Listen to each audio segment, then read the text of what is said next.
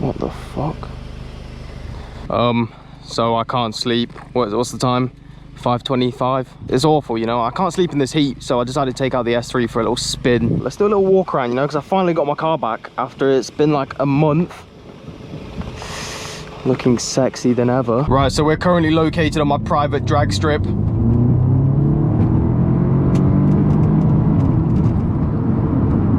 That's a joke if no one understood it, you know. This isn't actually a drag strip. Okay, I don't own a drag strip. I've owned the Audi S3 for about 2 months now. I picked it up on the 15th of April. I have no idea what date it is today. I know it's summer coming up to the end of June. So we're coming up on 3 months. I'm gonna call it 2 months just for the sake of, you know, calling it for 2 months. And I'm gonna give you guys an honest review on this Audi S3. Is it worth it, especially at my age? Did I make a mistake? We're gonna find out today, and there's a fucking cyclist in front of me. Actually, I've taken anger management classes, so I need to learn how to manage my emotions. I can just overtake him here, but why would he also just... Why is he driving in the middle of the flipping road? I'll never understand cyclists. He's literally just thrown me off my beat. I was talking about something. Yes, we're gonna be giving an honest review. Is it worth it at my age? You know, because it's definitely quite a powerful car for my age. I wouldn't say it's I don't want to say it's not common. It is common traffic as far as it goes. Golf R's, Audi S3s, M140i's, they're all pretty much common traffic. But I think we'll start off with the first big cost, which is obviously the car itself. Now, holy potholes. Right, I'm gonna drive sensibly because these potholes are awful here. I forgot I pay £300 a year in road tax for the road to look like it's got missile strikes in it. But yeah, starting off with the biggest main cost of this whole thing is obviously the car. It's what you're gonna spend the most money on, and it's gonna vary quite a bit because as far as the 8V generation goes, you can get them in hatchback, you could get them in saloon. I'm gonna actually turn around here because I don't want to go this way.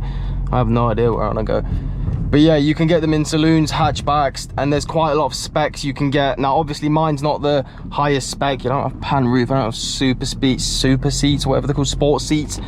I don't really care about that stuff. Oh, this was a mistake. Now I can't see anything. And obviously mileage, that also depends quite a lot on mileage. I picked up mine personally for about 16.5, but that was with warranty included as well, so that adds on a little bit of cost. In general, I'm gonna say you're looking between 15 to 20k, depending on spec, mileage, hatchback, saloon, etc, etc. So that's one thing to look out for. You can get the Golf R, which is like the alternative. It is slightly cheaper, but I personally think the saloon clears in every single way, and it's an Audi. I know it's just a rebranded Golf R, bro. No one cares.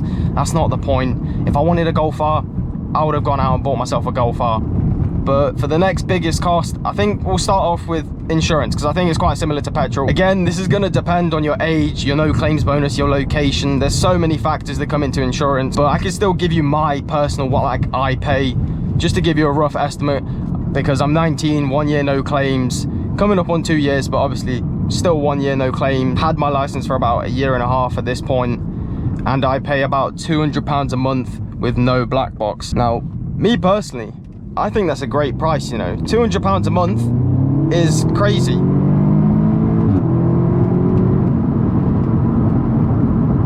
Obviously, it's not the cheapest in the world, and I'm not arguing that it is. I could probably have got it cheaper, but for what it is, that's an amazing price to be paying at my age. Let me get rid of the sun visor, I completely forgot. It is an amazing price to be paying at my age.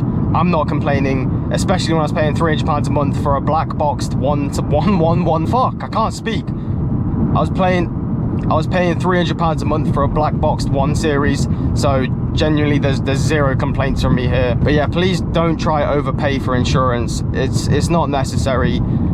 I'm not going to condone lying on your insurance, but there's a few tips and tricks. Don't come crying to me when you know, you get pulled over and you get 6 points on your license for insurance fraud. But enough yapping about insurance. We're going to move on to the next biggest cost, which is obviously going to be fuel.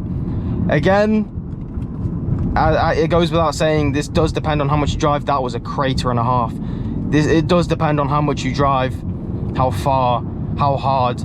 You can get away with getting almost 40 miles per gallon. I've seen reports, if I see what my trip MPG is, it's 28, yeah. So you will be getting about 30 miles per gallon if you're doing a like mixed style of driving, which is not too bad. However, I drive so much. Like, I drive a ridiculous amount. And I'm trying to figure out which way I came from. I think it was left. It better be left.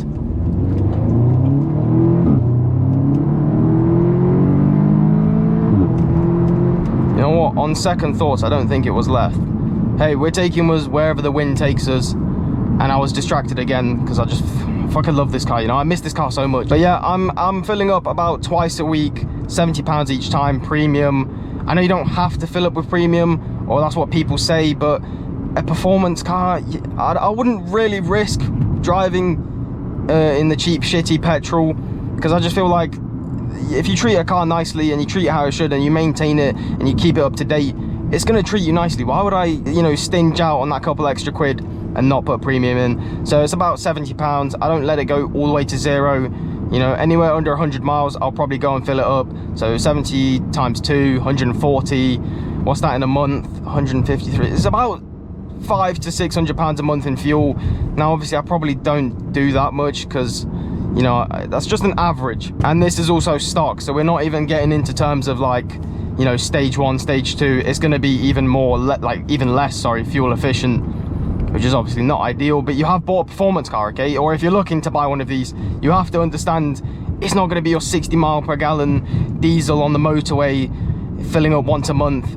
It's a performance car at the end of the day. It's 2 litres. It's going to be a little bit thirsty, right? So as for my next biggest cost, this isn't necessarily a cost, but what you have to know about these Audi S3 8V generations is it obviously has the EA888 engine, which is known for its shit water pump and thermostat housing. For some reason, Volkswagen engineers or Audi engineers or whoever was smoking on a crack pipe that day thought, we're going to make those components out of plastic, and over time, because of the heat cycles, it heats up, cools down, heats up, cools down. You can imagine what happens to plastic. It gets brittle, it cracks, and then it starts leaking coolant, which is exactly what happened to my car, coincidentally.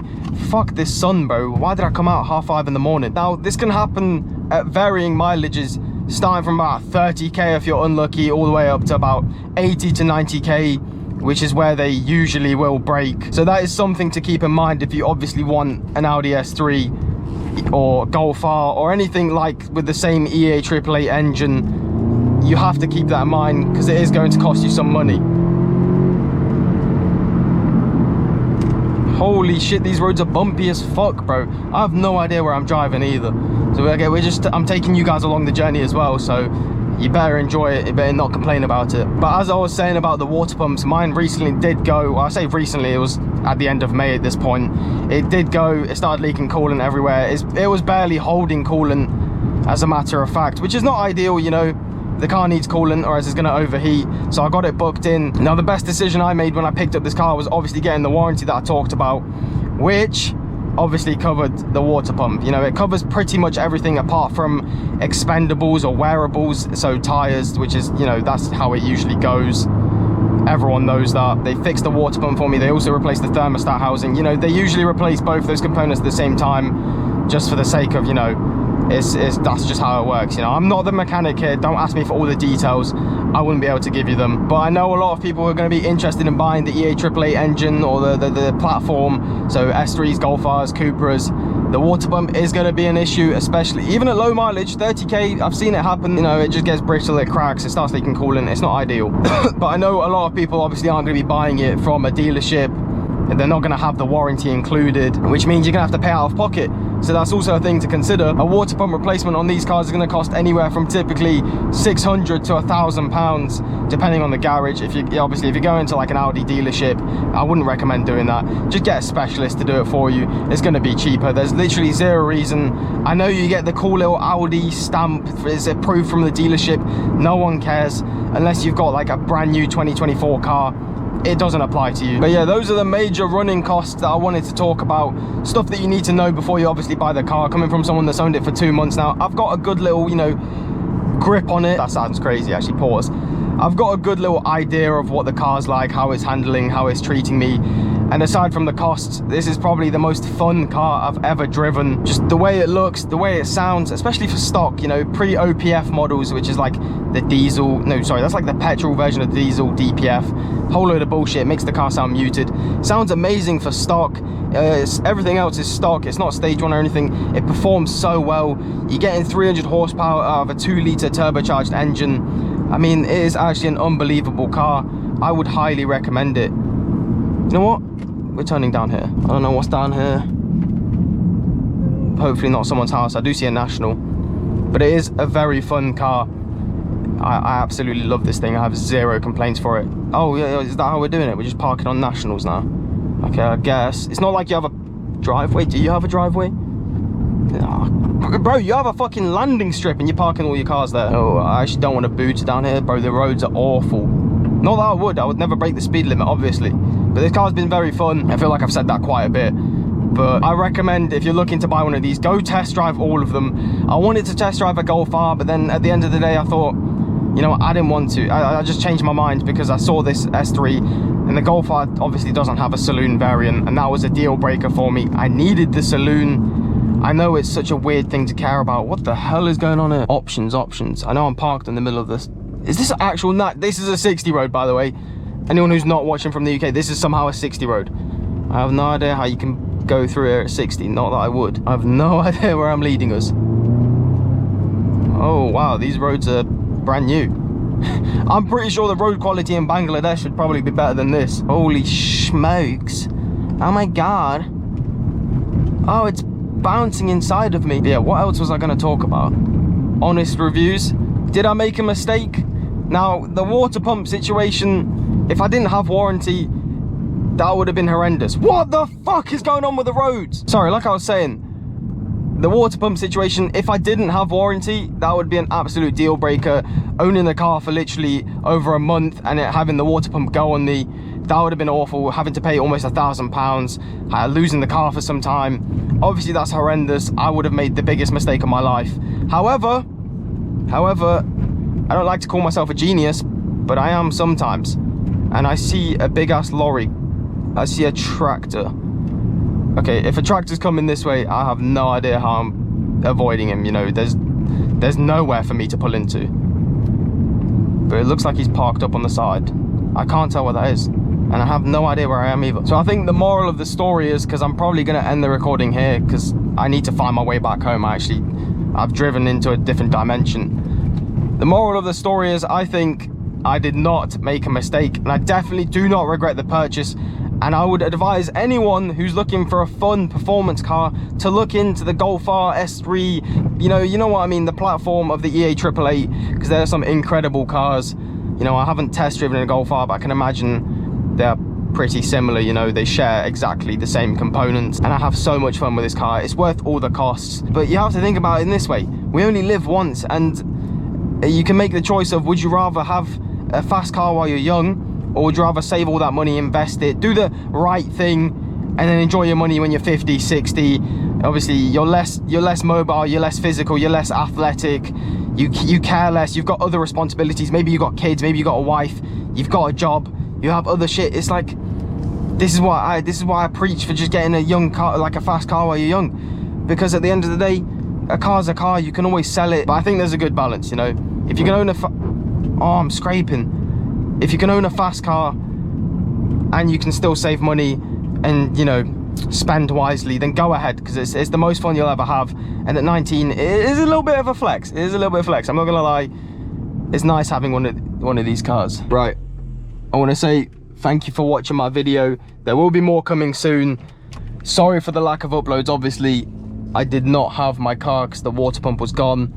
Well, I did have my car, but the point is, I couldn't drive it because the coolant was leaking. But yeah, sorry for the lack of uploads. Hopefully I'll get this video out soon.